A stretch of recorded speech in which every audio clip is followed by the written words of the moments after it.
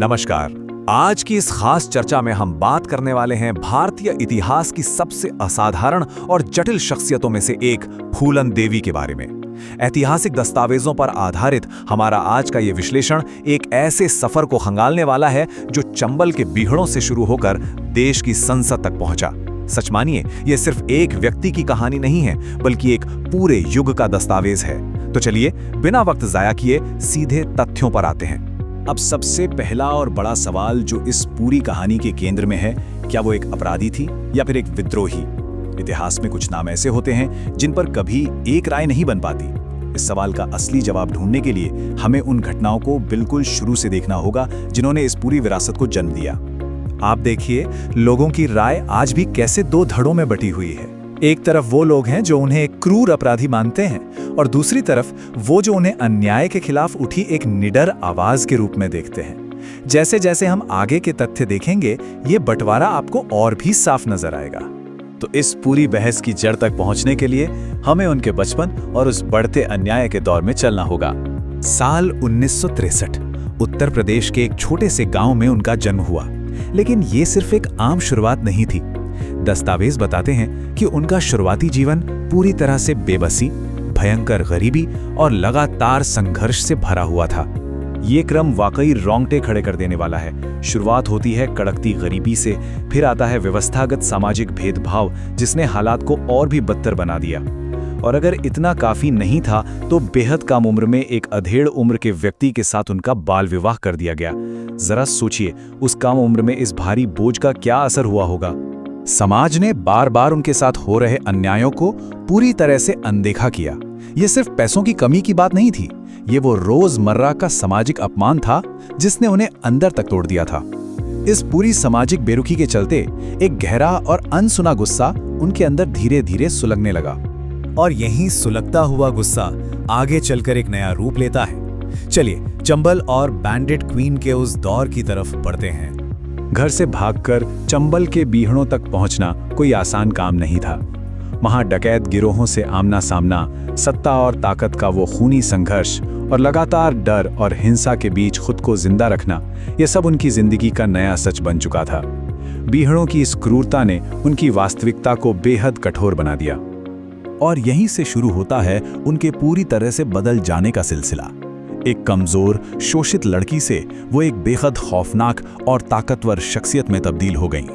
इसी दौर में मीडिया ने उन्हें वो नाम दिया जिसे आज पूरी दुनिया जानती है, बैंडिट क्वीन। पर यहाँ एक बहुत ही अहम सवाल खड़ा होता है, क्या ये नई पहचान जानबूझकर अपराध की दुनिया को गले लगाना था, या फिर ये एक पूरी तरह से सड़ चुकी सामाजिक व्यवस्था के खिलाफ एक अनिवार्य बगावत थी?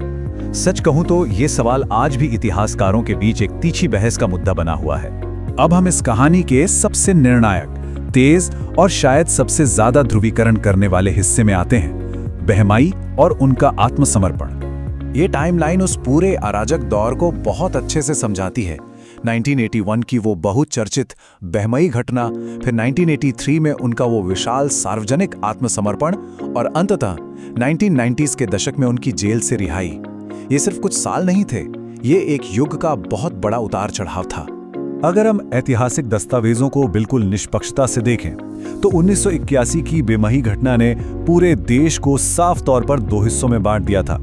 एक तबका इसे उनके साथ हुए भयानक अत्याचारों का न्यायोचित प्रतिशोध मानता था, जबकि दूसरा वर्ग इसे एक अत्यंत गंभीर और अक्षम्य आपराधिक कृत्य की तरह देखता था।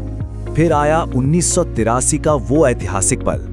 उनका वो आत्मसमर्पण महज कोई कानूनी औपचारिकता नहीं थी।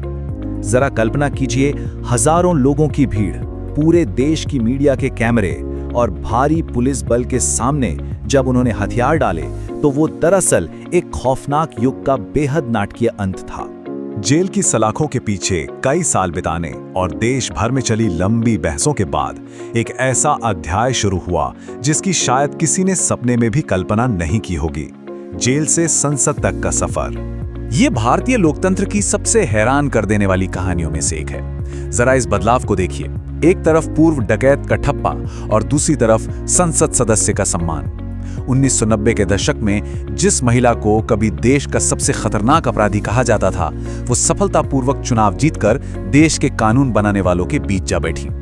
बिल्कुल एक सिरे से दूसरे सिरे तक की छलांग। इतने सारे असाधारण उतार चढ़ाव को देखने के बाद अब वक्त है इस पूरी विरासत और उससे जुड़े विवादों का मूल्यांकन करने का। दस्तावेज इन दो स्थायी दृष्टिकोणों को बिल्कुल आमने सामने रखते हैं। एक नजरिया उन्हें उत्पीड़न और सामाजिक अत्याचार के खिलाफ खड़े होने वाले एक मजबूत प्रतीक के रूप में देखता है, वहीं दूसरा नजरिया उनके हिंसक तरीकों की आज भी कड़ी आलोचना करता है। हम यहाँ किसी का पक्ष नहीं ले रहे, लेकिन ये वैचारिक खाई उनके इतिहास का एक ऐसा हिस्सा है जिसे हम नजरअंदाज नहीं कर सकते। इन सभी ऐतिहासिक स्रोतों से जो सबसे बड़ी और शायद सबसे असहज करने वाली बात निकलकर आती है, वो है व्यवस्था की विफलता। जब समाज सही वक्त पर न्याय देने में पूरी तरह नाकाम हो जाता है और मदद की चीखें अनसुनी रह जाती हैं, तो वो दबावा गुस्सा अक्सर एक भयंकर विद्रोह में बदल जाता है। ये कड़वा सच है। कुछ लोग इतिहास पढ़ते हैं और कुछ लोग इतिहास बन जाते हैं। ये आखिरी विचार उनके उस प्रभाव को बिल्कुल सटीक तरीके से समेटता है जिसे कोई नकार नहीं सकता। हम सबके लिए ये सोचने वाली बात है कि एक टूटे हुए समाज और उससे उपजी इस कभी ना भुलाई जा सकने वाली कहानी को आने वाली पीढ़ियां आखिर किस तरह याद रखेंगी। आज के इस गहन चर्चा में हमारे साथ जुड़ने के लिए आपका बहुत बहुत शुक्रिया।